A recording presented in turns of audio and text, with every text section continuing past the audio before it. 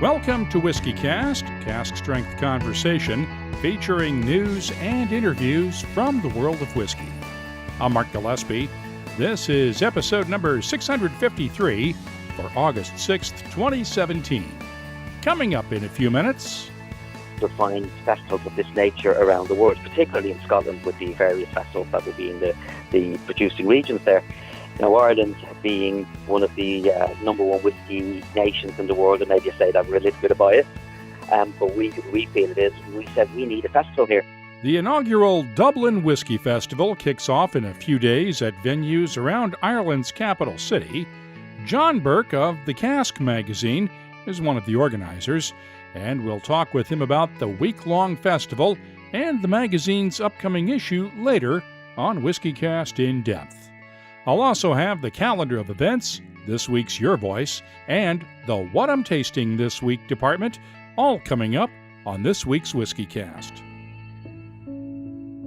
You don't need a special occasion to celebrate with something truly unique. But a personally engraved bottle of Johnnie Walker Blue Label can make any occasion special. Support for WhiskyCast comes from Johnnie Walker. Visit johnniewalker.com to find out more about engraving options near you. WhiskyCast, brought to you by Redbreast, the definitive single pot-still Irish whiskey. Those in the know Redbreast. Let's get started with the week's news. It's brought to you by Highland Park. We have more deals in the whiskey world to talk about this week. San Francisco-based Anchor Brewing and Distilling is splitting in two.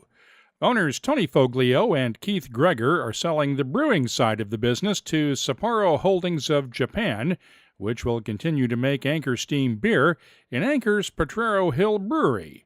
The rest of the business is being renamed Anchor Distilling Company and will continue to make Old Potrero rye whiskey and other spirits, along with being the U.S. importer for Nika, Cavalan, the New Zealand Whiskey Company, and other spirits. CEO Dennis Carr says the decision was based on Sapporo's ability to keep growing the beer side of Anchor's business, while the spirits side is doing just fine. We've grown the business to over 500% over the last 7 years, and at this point, the spirits business has grown to become a larger financial return than the beer business, as partly because of the category of premium spirits, partly of the platform that we've built with sales and marketing teams that are located across the country, and partly with the incredible portfolio that we've put together from all the brands that we produce to all the ones that we import. Now, explain to me how this is going to work, because the distillery itself was integrated pretty well into the brewing operation. How's this going to work? So Sapporo is not taking the distillery. We are splitting that out, and so the distillery will remain with Anchor Distilling Company. We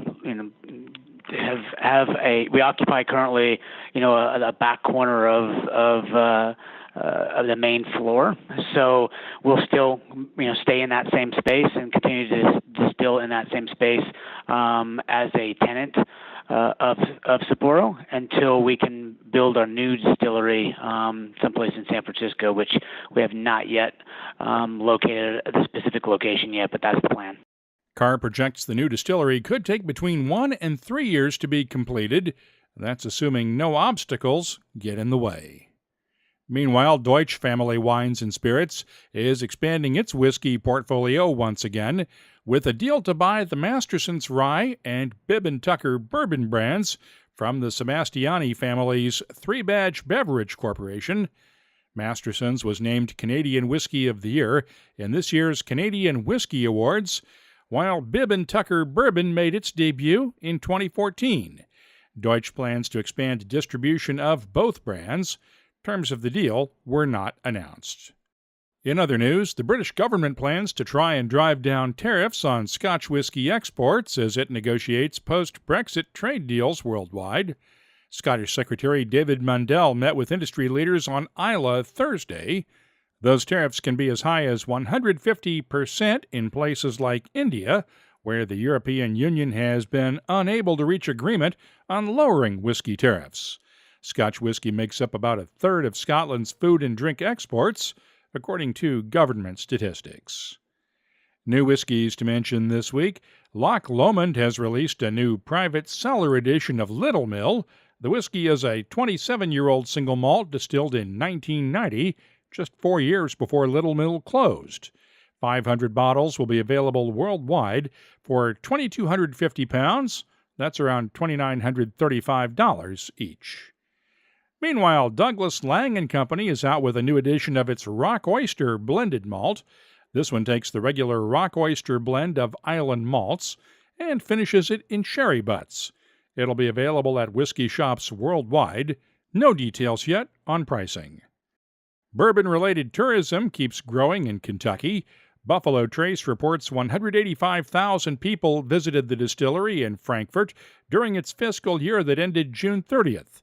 That's up 17% over the previous year, and July's numbers were up 13% over last July. The distillery is adding a new tour to its lineup around the Bourbon Pompeii that was uncovered last year. Officially, the tour is the Colonel E.H. Taylor Tour.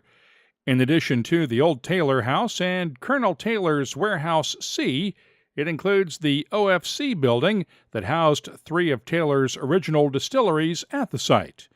The building was originally intended to be turned into meeting and event space, but Buffalo Trace's Meredith Moody says the workers found something unusual underneath the concrete floor. We started construction and we started building the foundation and digging into the foundation to put in an elevator that we were going to need. And the construction guys called me and they said, well, we've hit a brick wall. Literally, they had hit a brick wall. So we went down and I looked at the site and they had run into a brick wall and several limestone pillars that were buried under the concrete. So I said, stop what you're doing, and we want to do this slowly and find out really what we've discovered.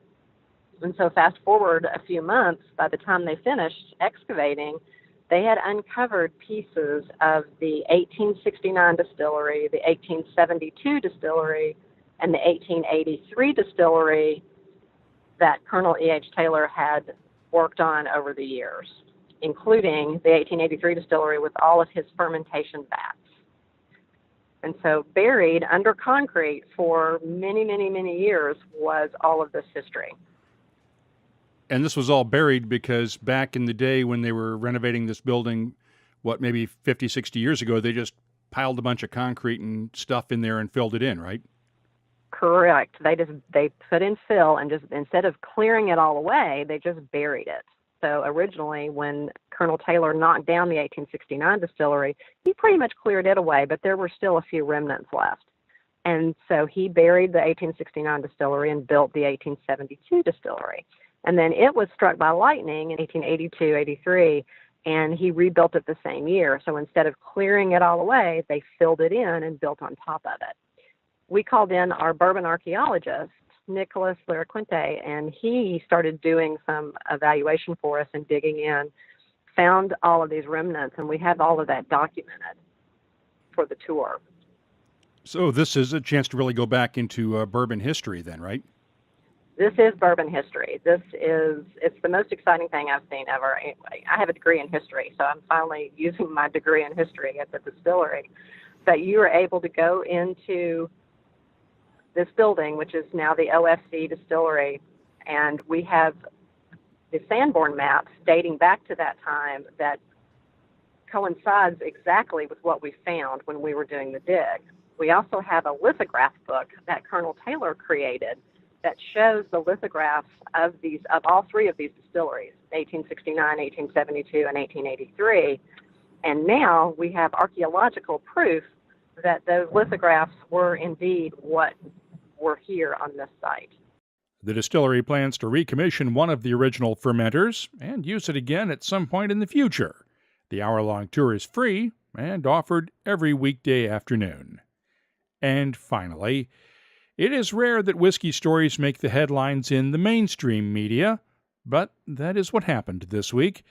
Diageo and its Bulleit bourbon brand have been under fire since longtime brand ambassador Hollis Bulleit, the daughter of Bulleit founder Tom Bulleit and his first wife, went on Facebook last weekend with her claims that she was fired for being gay and that she and her partner Cher have been excluded from both family and business events. First off, I need to explain that Hollis has refused all requests for interviews since telling her story on Facebook, including ours, and that has made it impossible for us to ask her questions about some of the issues that she raised in her Facebook posts. Among other things, that she had trademarked her name with the hopes of creating her own bourbon, and that she and her partner were not invited to the Bulleit Distillery's grand opening this past March. I've been told by sources within the company that both she and her partner were invited to the opening ceremony, but declined to attend. Diageo did not make executives available for interviews, but did provide us with an emailed statement this week noting that Hollis Bulleit's contract with the company ended on December 31st, 2016, and that Diageo had offered her a new contract, but the two sides could not agree on terms. The company also denied any bias, and we do need to note that Diageo has received a number of awards in the past for its commitment to equality. We also need to note that once Tom Bulleit sold his brand to Seagram's in 1997, and after it became part of Diageo a few years later, he gave up all of his ownership in Bulleit Bourbon, and he's an employee of Diageo just as his daughter was. However, since neither Hollis nor Tom are talking to reporters right now, it is difficult to tell where the line was drawn between business and family relationships. There has been some anti-Bulleit backlash in the past week from within the cocktail community, where Hollis was a highly respected ambassador for the brand, as well as the LGBTQIA community. We will have more on this story as it develops. In the meantime, you can keep up with the latest whiskey news all week long at WhiskyCast.com.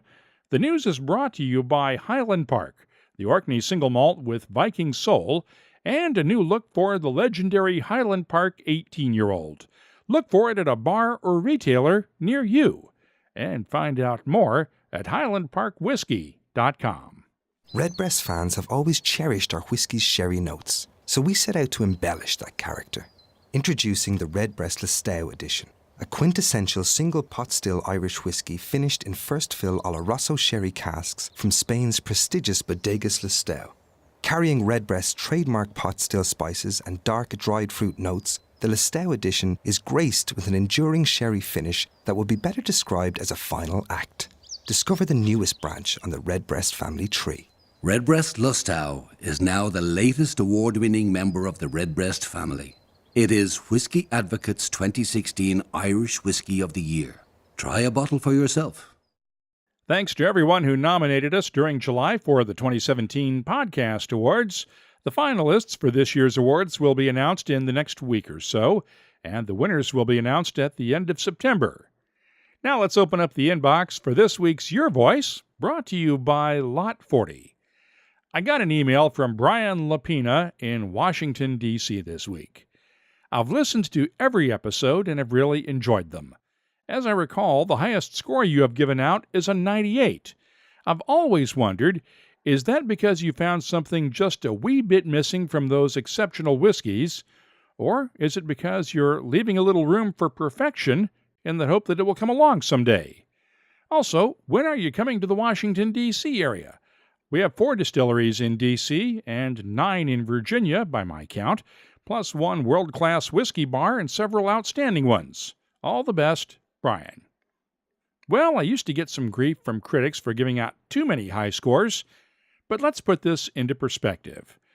Right now, there are scores for 1,925 whiskeys on the WhiskyCast website. Out of that, I've only given 7 whiskeys a 98. And while I have not calculated it lately, the average score is somewhere around an 89 or so. There are a handful of whiskey writers out there, Dave Broom is the most vocal on this, who don't think it possible to give a perfect score of 100 because the perfect whiskey just doesn't exist. I've never given out a perfect score because, to me, that whiskey would have to be so good that I'd never want to drink anything else for the rest of my life. 98's as high as I've gone to allow for the possibility that I might find one that's even better than those 7 someday, even though it might not quite be perfect. If you want to know what those 7 whiskeys are, you can go to the tasting notes page at whiskycast.com and click on the search button.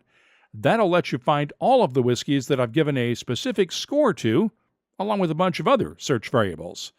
As for getting down to Washington, well, I hope to get down there fairly soon. I'll keep you posted. And while we're talking about tasting notes, I should point out that I get a certain amount of grief around here on that point, and apparently it has rubbed off.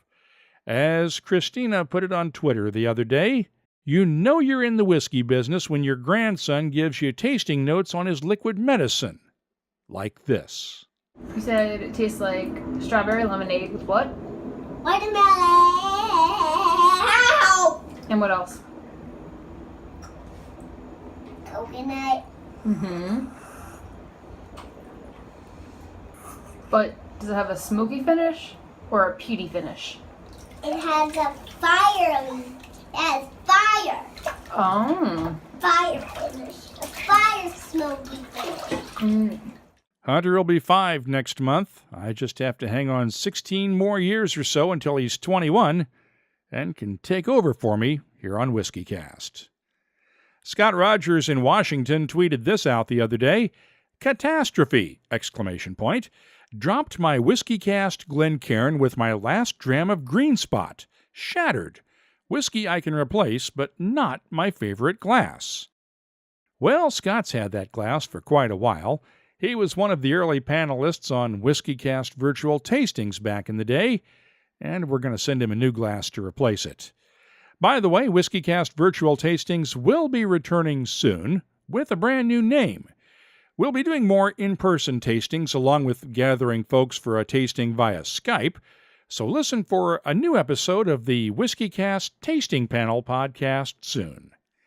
If you have something you'd like to share with whiskey lovers around the world, you can always post it on the Your Voice page at whiskycast.com. We're also on Facebook, Twitter, Instagram, and Tumblr at WhiskyCast. And my email address is comments@whiskycast.com. If you have Skype, you can leave a voicemail for us. Just look for WhiskyCast in the Skype directory. If you don't have Skype, well, you can record a voice memo on your phone and email it to us.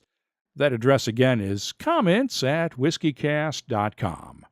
This week's Your Voice is brought to you by Lot 40, Canada's award-winning 100% pot still rye whiskey.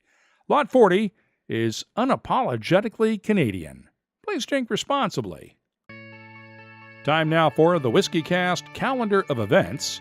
We have a lot going on this month around the world, in addition to the Dublin Whiskey Festival, which we'll focus on in a few minutes. Tasmanian Whiskey Week is underway now in Australia through the 13th.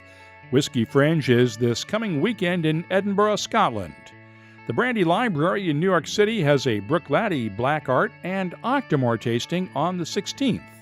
Richard Patterson of the Dalmore will be at Houston's Reserve 101 for a tasting on the 18th.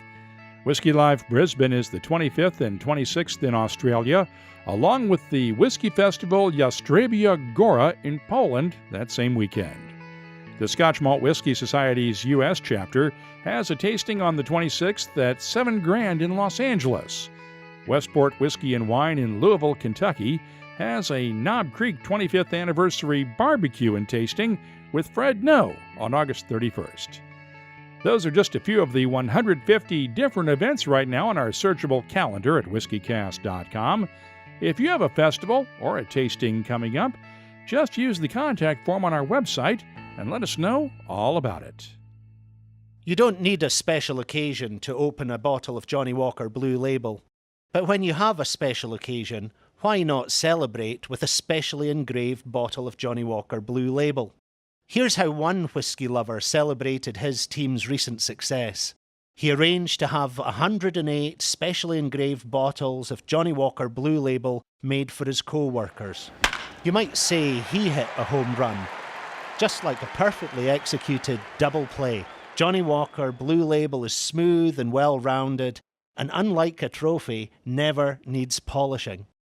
Support for WhiskyCast comes from Johnny Walker. Visit johnnywalker.com to find out more about engraving options near you. Johnny Walker Blue Label Blended Scotch Whisky, 40% alcohol by volume. Imported by Diageo North America, Norwalk, Connecticut. Please drink responsibly.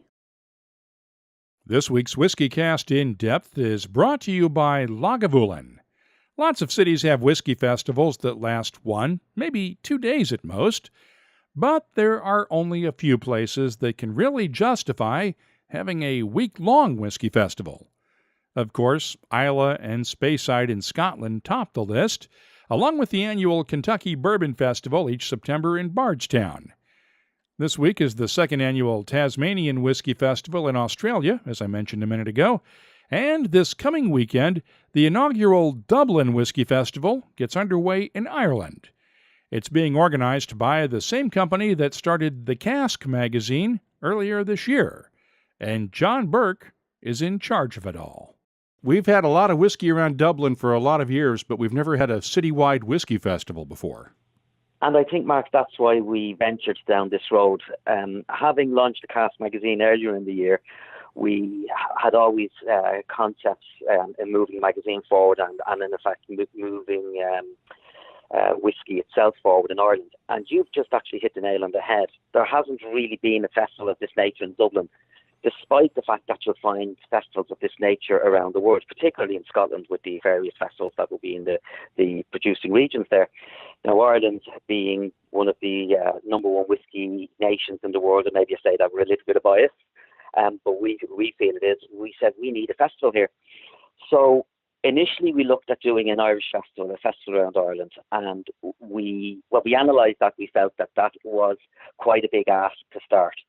So we decided that we would base ourselves in Dublin and work from Dublin and explore that and grow that and then move into doing a festival in Ireland.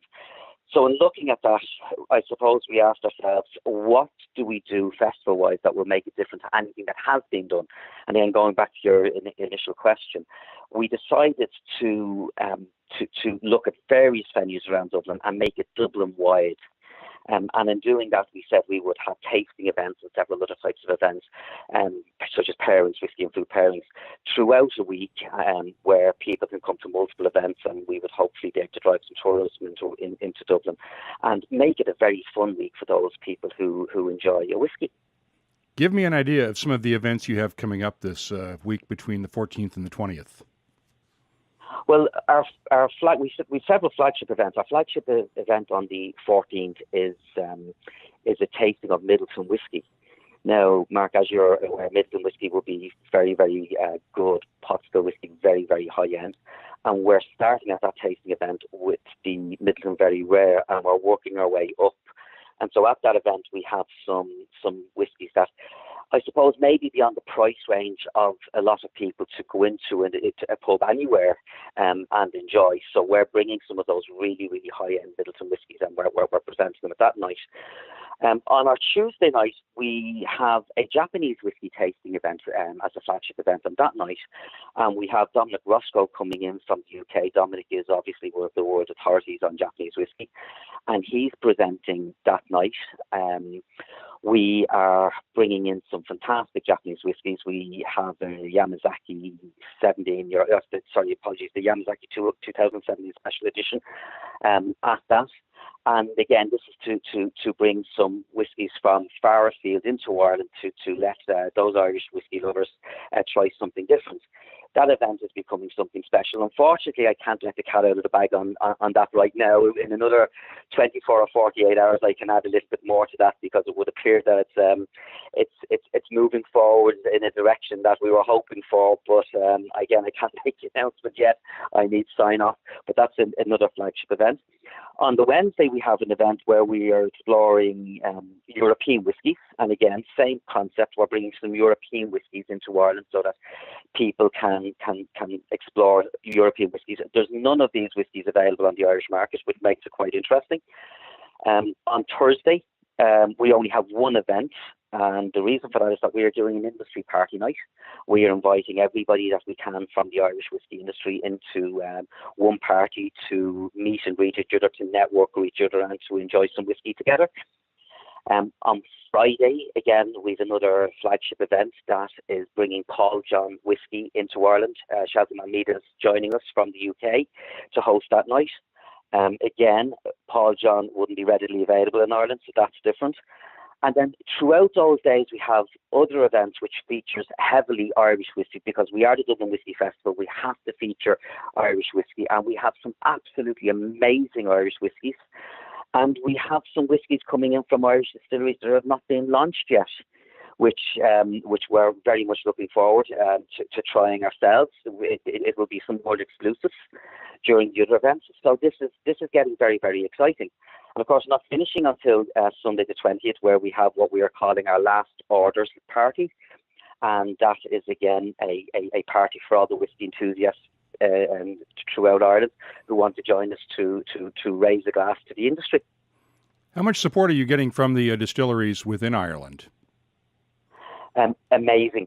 Absolutely amazing. We are, Mark, when we set out to do Dublin, and I've had this conversation actually several times today with distilleries, when we set out to do Dublin, we said we will move this event and we will become the Irish Whiskey Festival. Dublin exploded in its own right. The distilleries are queuing up to come on board.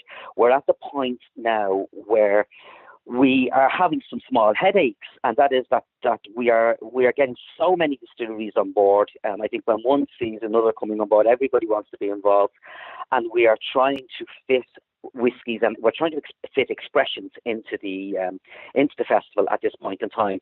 In effect, we are full. The Irish industry has stood up and come behind us. As I've just said, we have expressions on board that aren't going to be released for weeks or months down the road, and we're going to be able to feature them, and that's world exclusive. That in itself is fantastic. But we are absolutely over the moon with the support that we're getting from the Irish distilleries. I don't think we could ask for any more, Mark, to be frank. How much of a balance are you going to have to strike, though, to get that support in the future from the Irish distilleries when you have the Japanese, the Indians, and the Europeans coming in? And I hate to say it, I didn't hear anything about any American whiskey tastings or Canadian whiskey tastings in there. Might that be something for next year? We have a bourbon tasting. In fact, we do. I'm kidding, we have of course. A bourbon tasting. We do. We have it on. I don't have my calendar in front of me. I'm pretty sure it is Monday the 14th. So there's a bourbon tasting there. We'll have 7 expressions there. I think a lot of those would be the usual suspects to you, Mark. We'd have Buffalo Trace there. We'll have Eagle Rare. We've got Jefferson's coming in there. So they'd be the norms.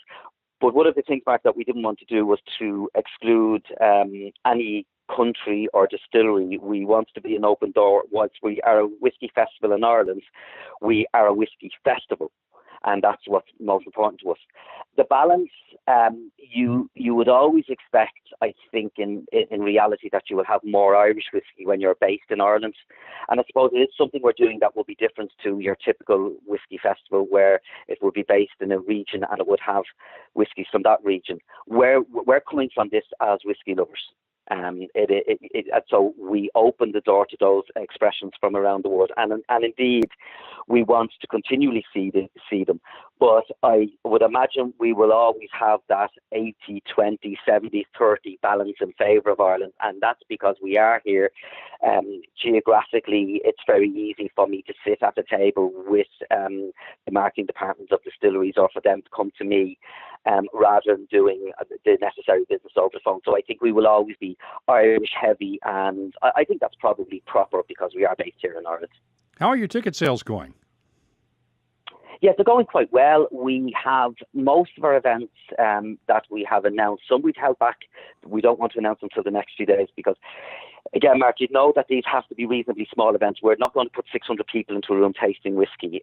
All of the events are, 60 and 70 people events. And that's one of the reasons that there's several events of different types on every night. So the ticket sales are going very, very well. We are somewhere in the region of 70% sold out. I think there will be several events that will not only be sold out, but we could have waiting lists for. There's certainly several events that are looking like that now. Just judging by the philosophy of sales. There may be one or two that won't be sold out.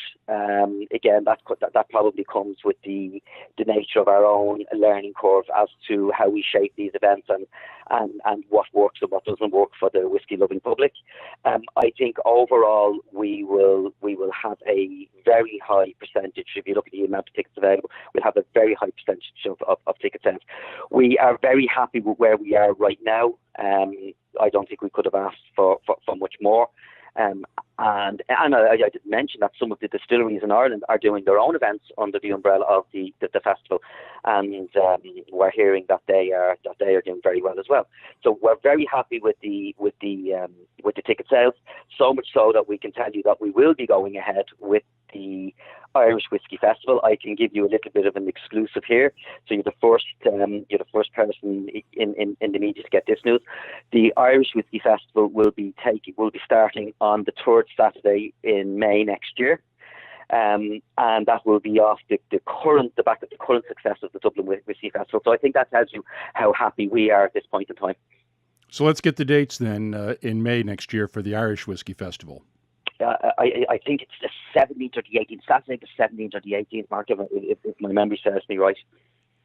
And then through the following weekend? And through to the following weekend, yes. Which I think is a bank holiday weekend, if I remember correctly. That fourth weekend of May is always a bank holiday weekend in Ireland? No, we have the first weekend in May and the first weekend in June. Okay, so it's not a bank holiday weekend. That's the Memorial Day weekend in the States where it ends, which is a bank holiday for us in the States. But that would be the ending weekend. So it would be the week before Memorial Day in the States, if I remember correctly. Now, I think you're right there. Let's talk about those other distillery events, because obviously you've got your events in the evening, so there's got to be something for people to do during the day, and that's where the distillery events are coming in, right? No, it's not. We didn't bar distilleries from doing events in the evening. We felt that was essential. We have trails on during the day, so we want to gear this as a tourism event. We very much want to gear the Irish Whiskey Festival next year as a tourism event. So we have whiskey trails on during the day. The events themselves in the evening are obviously those types of events. So an example of that would be Liberty's whiskey from here in Dublin. I think you're familiar with. Right. They're holding a Liberty's and food pairing in one of Dublin's top restaurants. It's FX Buckley's Bull and Castle. So they have guests going in there, and they will have the opportunity to taste Liberty's two current expressions of Oak Devils and Copper Alley. They are going to do those in neat, and they're going to put them into cocktails as well, and they're pairing them with food boards from FX Buckley's. So that's an example of the events that the distilleries are doing. Now, you also have the Cask magazine, which we've talked about before. We talked with your son earlier this year, and this is really not just an Irish whiskey magazine, but a global whiskey magazine centered around Ireland. And the next issue is coming out here in the next few weeks, right? It is. It's just being finalised now. We're waiting on some approvals in relation to our cover design, because we have a brand on our cover that came through this morning. So the guys are going into full design. I would expect that the digital version of that should be available in the next week or two, and the print edition should follow that by about 1 week. You're correct entirely, Mark, when you say that it is in effect a global whiskey magazine. We have placed it on the issue platform, that's issuu.com platform. It is available to read globally free of charge. And we've had an amazingly tremendous success with that. We must thank Issue as being part of that. We have several countries in the world in which the magazine is not read in, and it's easier to tell you what they are than tell you the countries that the magazine is read in. So you'd have certain countries that you wouldn't expect it to be read in the first place for religious reasons, such as those that don't consume alcohol. And then beyond that, for some reason, maybe you can help us with this one, Mark. We've no readership in Greenland. We don't understand that, but we've no readership in Greenland. But other than that, we're around the world globally. We have a tremendous readership online. We have, of course, made it free of charge online, so you could just go onto the issue platform and read away. So that's been an amazing success. Mark, I think we have 257,000 plus views of our first edition on the issue platform, and that to us is incredible. We didn't expect that. We thought we'd have to drive that a lot longer to get anywhere near that. Give me a sense of what's in this next issue. What kind of articles are we going to see in this next issue? Well, we started our first issue with an article called 24 Drams Around the World, Part 1, in which we feature 12 drams from around the world. Again, Mark, that was to send a message that we were about global whiskey, that we weren't just going to embed ourselves into Irish whiskey. So Part 2 of that is featured in the next issue. We have a world exclusive with Liberty's Whiskey. So Liberty's Whiskey are going under construction of the new distillery. They've gone through all the planning phases here in Dublin, and they're going under construction this week, I believe, Mark. I think that's what they're turning the soil, for want of a better description, in the old building. They're starting this week, and we've got a world exclusive. We've been in the existing building, which is completely cleared out, and we've talked to their master distiller. So that's an article that's being featured. We have Gavin D. Smith. I'm sure you know Gavin. Oh, Gavin has visited. Gavin, yeah, I think everybody knows Gavin. Gavin has visited Campbelltown because we have Gavin doing a tour of the regions of Scotland. He featured Islay in the first one. So the second one is Campbelltown, and so we have an article on the whiskies of Campbelltown. And so it's a continuation of the first. And then, in fact, the third one will have Gavin going into another region of Scotland until we get our way around Scotland. We have visited the Bon Accord. The Bon Accord in Glasgow is our bar of the magazine. So we went up there and we had a chat with Paul, and we looked at the whiskies he had there, so we're featuring that. We of course continue our On the Cask, which is a regular feature where we feature 15 whiskies from around the world, and we give our tasting notes regarding those whiskies. So it's all in shape, Mark. It's just really ready for the final switches, the final designs, and then we get the digital version up on issue, and then we go to print. You having fun with the magazine? I know it's a hard thing to do to start up a brand new magazine, and it's always a challenge, especially to launch it these days when a lot of people want to get their stuff online and get it for free as opposed to paying for content in a print format. I'm probably old school, Mark. When we went down this road, my view is that we need to go print. I like to hold a publication in my hand. It's just a mindset, and that's one of the reasons that drove me to go to print format. From the point of view of the design and articles and so on, we were inundated with content for this one, and we had to hold content back. We had two choices. One was to increase the size of the magazine, add extra pages in, or the other was to hold content back. We decided to hold content back. We don't want to start running too fast and end up with a 200-page magazine and then have to pare it back. We'll grow, and we want to grow magazine-wise a little bit slower than that. As I said, I don't give a perception that there's a 200-page magazine, all of a sudden you're back to 96 pages. We don't go down that road. But we ended up holding several articles back. In fact, we have, whilst Gavin has done an article on Campbelltown, we had a second article commissioned. We commissioned Gavin for the second article, and we had to hold that back, and we're looking at that for the third. We had two articles that we had done in Dublin that we also had to hold back. So, from the point of view of having content and people going digital, well, we did go down the road of digital. And Mark, I'm the first that says this. There's a reality in that our digital version has been, and I go back to the conversation, the comments I made earlier on, our digital version has been much more successful than we expected. So I can see why people do want to go digital, but I still want to maintain a print issue, and I always will maintain a print issue. The tentative dates for next year's Ireland Whiskey Festival are May 19th through the 27th, and there's a link for the Cask's website in our show notes at whiskycast.com. That's this week's WhiskyCast In-Depth, brought to you by Lagavulin, where patience has been awarded. Lagavulin 25 is Whiskey Advocate's Islay Single Malt of the Year. This 25-year-old whiskey, matured exclusively in sherry casks, is a recognition of the distillers that have crafted Lagavulin across the years. Learn more at malts.com. The What I'm Tasting This Week department is brought to you by Heaven Hill Distillery. Let's start off with the new Glencadam 13-year-old single malt that's known as the Reawakening, since it comes from some of the first whiskey distilled after Glencadam reopened back in 2003. It's bottled at 46% ABV. The nose has notes of dark fruits, oak, vanilla, ginger, allspice, and just a touch of honey. The taste is complex and spicy with white pepper, ginger, allspice, peaches, red apples, and touches of plums and raisins. The finish is medium length and slightly dry with lingering spices. And I'm scoring the Glencadam 13-year-old Reawakening an 89. More tasting notes in just a minute, but first, this week's tasting notes are brought to you by the folks at Heaven Hill Distillery, family-owned and operated since 1935. Heaven Hill remains fiercely independent and committed to the traditions and history of American whiskey, with an award-winning range including Evan Williams and Elijah Craig bourbons, and Rittenhouse and Pikesville ryes.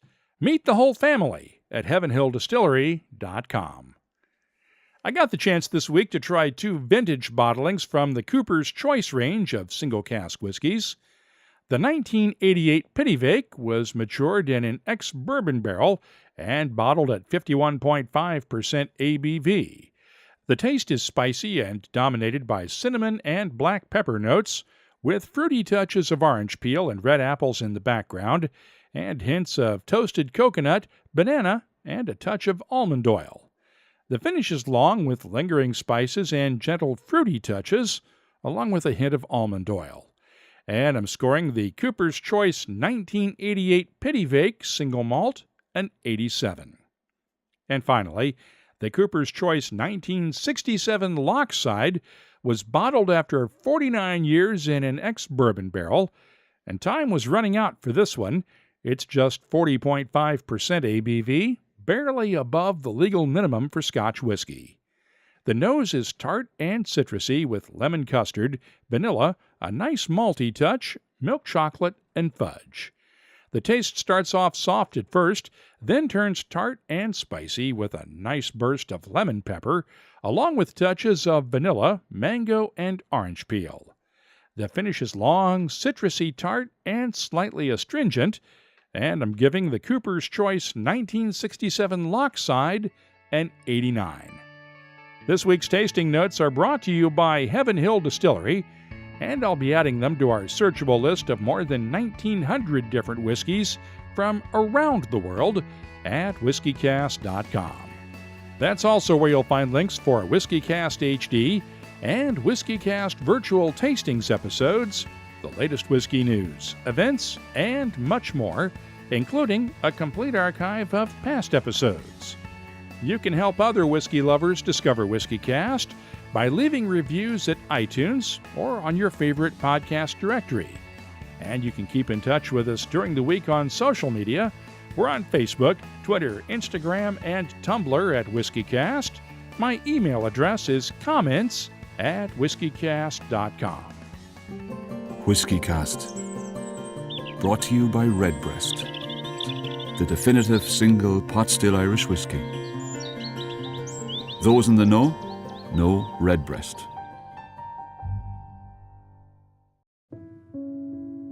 You don't need a special occasion to celebrate with something truly unique. But a personally engraved bottle of Johnnie Walker Blue Label can make any occasion special. Support for WhiskyCast comes from Johnnie Walker. Visit johnniewalker.com to find out more about engraving options near you. WhiskyCast is a production of Cask Strength Media, copyright 2017. and comes to you each week from the charming, yet regrettably dry town of Haddonfield, New Jersey. I'm Mark Gillespie, reminding you that when you drink, please drink responsibly. Thanks for listening.